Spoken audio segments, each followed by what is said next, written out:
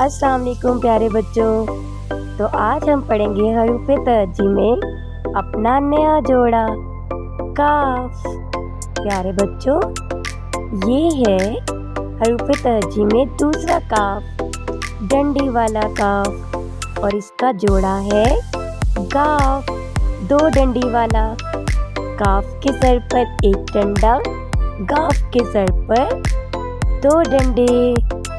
तो प्यारे बच्चों, चलो अब हम काफ और गाफ को लिखने की मशक करते हैं। अरे वाह, काफ तो बिल्कुल बे की तरह है, बस इसके सर पर एक डंडा है। तो इसी तरह से काफ के सर पर एक डंडा लगाएंगे और गाफ के सर पर दो डंडे। तो प्यारे बच्चों, काफ और गाफ में सिर्फ दो डंडे का फर्क है।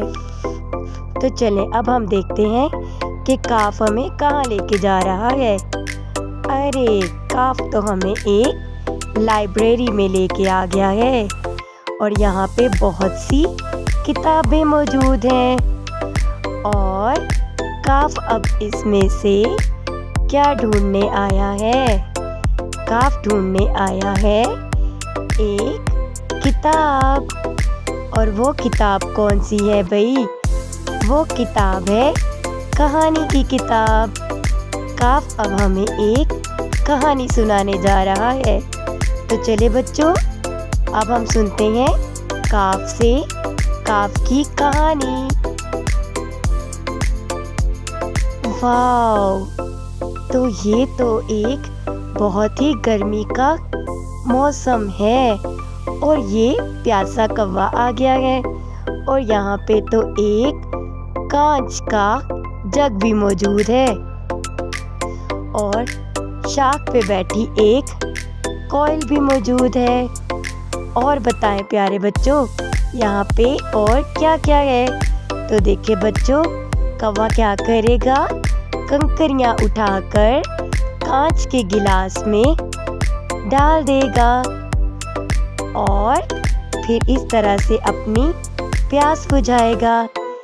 आपने वो सुनी हुई है ना कहानी, एक कौवा प्यासा था? तो ये वही प्यासा कौवा है। तो देखें, अब ये दूसरा कंकड़ लाकर कांच के जग में डाल रहा है और अपनी प्यास बुझाएगा।